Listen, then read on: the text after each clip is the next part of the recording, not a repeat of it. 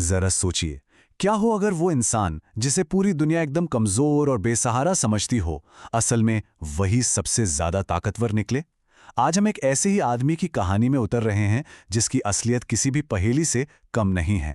ये कहानी है आर्यन सिंह की। अब देखिए, एक तरफ तो उसकी जिंदगी ऐसी है जो सबको दिखती है, चुनौतियों और अपमान से भरी हुई। एक मामूली सा डिलीवरी बॉय, और उससे भी बढ़कर एक ऐसा दामाद जिसकी घर में कोई इज्जत नहीं करता। पर इस सीधे साधे दिखावे के पीछे एक दूसरी ही हकीकत छिपी है। एक इतना ताकतवर शख्स जिसे अंडरवर्ल्ड की दुनिया द लायन के नाम से जानती है। तो आर्यन की कहानी का यही सबसे बड़ा सस्पेंस है। एक ही इंसान, पर पहचाने दो, और दोनों एक दूसरे से बिल्कुल अलग। इस पहेली को अगर समझना है तो पहले हमें उसकी उस दुनिया को देखना होगा जिसे हर कोई सच मानता है। अपने ससुराल में आर्यन की जिंदगी, सच कहूं तो किसी नौकर से कम नहीं है। मतलब हर रोज हर पल उसे ताने सुनने पड़ते हैं, बेइज्जती सहनी पड़ती है। ये सब उसे एक दबे कुचले और मजबूर इंसान के तौर पर दिखाता है। तो वो एक घर जमाई है, और हमारे समाज में ना इस शब्द के साथ एक तरह का कलंक सा जुड़ा हुआ है। मतलब ये कि ऐसा इंसान अपनी पत्नी और उसके परिवार के टुकड़ों पर तलता है, जिसका अपना कोई वजूद नहीं, कोई आत्मसम्मान नहीं। और इस सोच की सबसे बड़ी मिसाल वो है उसकी सास शर्मिला। वो आर्यन से अपने पैर दबाती है, उसे हर छोटी बड़ी बात पर जलील करती है। उसकी नज़रों में आर्यन परिवार पर एक बोझ के सिवा और कुछ भी नहीं है। और ये बेइज्जती सिर्फ घर की चारदीवारी तक ही नहीं है। नहीं, जब वो अपने फटे पुराने कपड़ों में डिलीवरी करने के लिए निकलता है तो बाहर की दुनिया भी उसे उसी नज़र से देखती है। उसकी पुरानी गर्लफ्रेंड वैभवी हो या फिर किसी होटल का गार्ड, हर कोई उसे उसकी हैसियत याद दिलाने का कोई भी मौका हाथ से जाने नहीं देता। लेकिन कहानी में ट्विस्ट तो अब आएगा, क्योंकि कभी कभी हालात कुछ ऐसे बन जाते हैं कि ये जो दिखावे का पर्दा है ना, ये फट जाता है और उसके पीछे से झलक दिखती है द लायन की। एक ऐसी ताकत जो दुनिया हिला सकती है। और यही वो लम्हे हैं जो कहानी का रुख ही मोड़ देते हैं। चलिए ऐसा ही एक वाकया देखते हैं। मौका था रिया के जन्मदिन का। आर्यन उसे एक बहुत ही शानदार रेस्टोरेंट लेकर गया। सब कुछ ठीक चल रहा था, लेकिन तभी रिया के हाथ से गलती से वाइन छलक गई और पास बैठे एक अमीर बिजनेसमैन के सूट पर जा गिरी। और बस वहीं से तमाशा शुरू हो गया। उस आदमी ने तो जैसे आसमान है सिर पर उठा लिया। वो अपनी दौलत का दिखावा करते हुए चीख चीख कर बताने लगा कि उसका सूट पूरे 20 लाख का है। और फिर उसने रिया की तरफ देखकर बोला, तुम जैसी भिखारिन इसकी कीमत क्या जानेगी। अब उस आदमी के इस अपमान का जवाब आर्यन ने बोलकर नहीं दिया।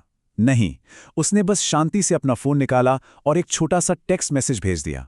किसी को अंदाजा तक नहीं था कि उस मैसेज में क्या लिखा था, लेकिन कुछ ही मिनट में उस बिजनेसमैन का फोन बजा और दूसरी तरफ से खबर आई कि उसकी कंपनी के सारे शेयर क्रैश हो गए हैं और वो सड़क पर आ चुका है।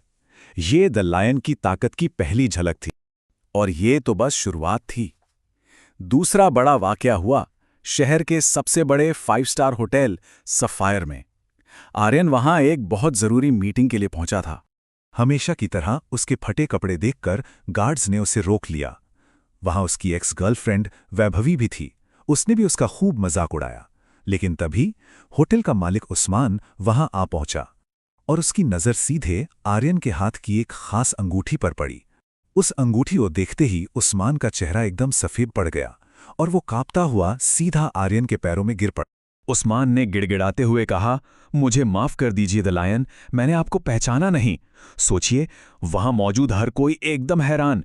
जिस डिलीवरी बॉय को वो सब भिखारी समझ रहे थे, वो असल में द लायन था। वो नाम जिसके बारे में सुनकर ही बड़े बड़े लोग कांप जाते थे।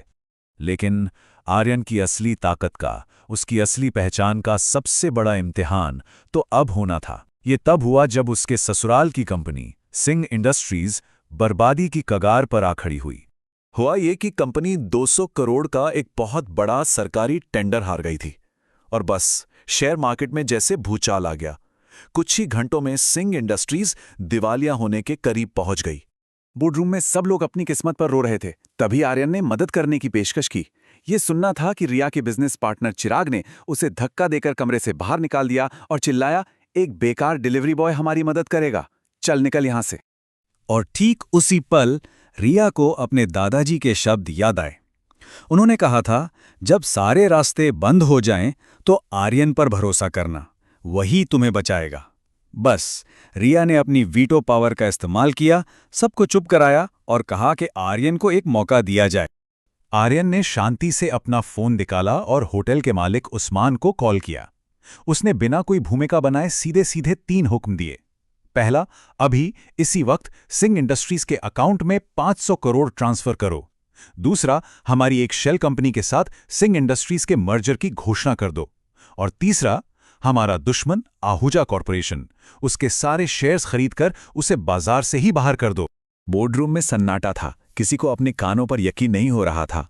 लेकिन अगले ही पल अकाउंटेंट ने चिल्लाकर बताया कि कंपनी के खाते में 500 करोड़ रुपए आ चुके हैं, बस कुछ ही मिनटों में। एक फोन कॉल ने ना सिर्फ एक डूबती हुई कंपनी को बचाया, बल्कि उसे पहले से कहीं ज्यादा ताकतवर बना दिया। इस एक घटना ने रिया की पूरी दुनिया ही पलट कर रख दी। जिस पति को वो आज तक एक भोला भाला मजबूर इंसान समझती आई थी, वो तो कोई और ही निकला। उसके दिमाग में बस एक ही सवाल घूम रहा था। आर्यन की शख्सियत को समझने के लिए ना, ये ज्वालामुखी वाली मिसाल एकदम सही बैठती है। मतलब वो ऊपर से बिल्कुल शांत, एकदम ठंडा दिखता है, पर उसके अंदर इतनी आग और ताकत छिपी है कि जब वो फटता है तो पूरी दुनिया का नक्शा बदल सकता है। और यही सवाल इस कहानी का सबसे बड़ा रहस्य बन जाता है। रिया हैरान है, परेशान है और बस यही सोचे जा रही है कि जिस आदमी के साथ वो इतने सालों से रह रही है, वो असल में है कौन। ये सवाल सिर्फ रिया का नहीं, बल्कि हम सबका है। आखिर ये आर्यन सिंह है कौन?